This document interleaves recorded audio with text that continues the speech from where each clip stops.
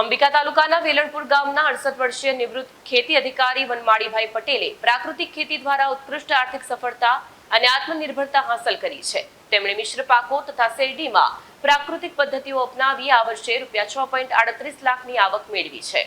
યુવાનોને શરમાવે તેવી સ્ફૂર્તિ ધરાવતા સુરત જિલ્લાના અંબિકા તાલુકાના વેલણપુર ગામના ભાટેલ ફળિયામાં રહેતા નિવૃત્ત ખેતીવાડી વિસ્તરણ અધિકારી એવા 68 વર્ષના વનમાળીભાઈ રાવજીભાઈ પટેલે પ્રાકૃતિક ખેતી નિવૃત્ત જીવનને પ્રવૃત્તિમય બનાવીને આત્મનિર્ભરતા તરફ ડગ માંડ્યા છે।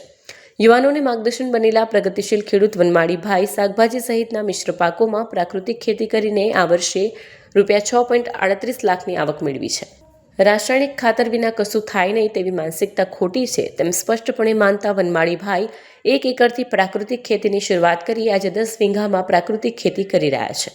મે 2018માં 2-4 ગુંઠામાં ઘરપૂરતી શાકભાજીની પ્રાકૃતિક ખેતીથી શરૂઆત કરનાર આ ખેડૂતે એક સમયે પરિવારે પણ પ્રાકૃતિક ખેતીનો વિરોધ કર્યો હોવાનું જણાવ્યું હતું। વર્ષ 2020માં મિત્ર ભરતભાઈની સલાહથી પ્રારંભિક તબક્કે પ્રાકૃતિક ખેતીના આયામો અનુસાર 1 એકરમાં શેરડીનું વાવેતર કર્યું।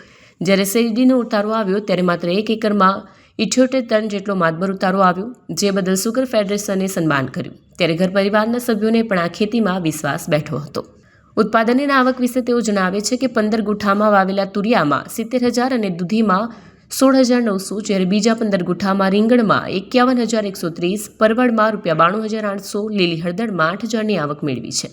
શુદ્ધ સાત્વિક આહારના આગ્રહી અને ખેતીમાં અદ્યતન ટેકનોલોજીના હિમાયતી ખેડૂત વનમાળીભાઈ કહે છે કે ખેતીને લાભકારી, ટકાઉ અને સ્વાસ્થ્યપ્રદ બનાવવા માટે પ્રાકૃતિક કૃષિ તરફ વળવું જ પડશે। કેમેરામેન હકીમ શેખ સાથે વસીમ હાસમીનો રિપોર્ટ, આઝાદ ન્યૂઝ, સુરત।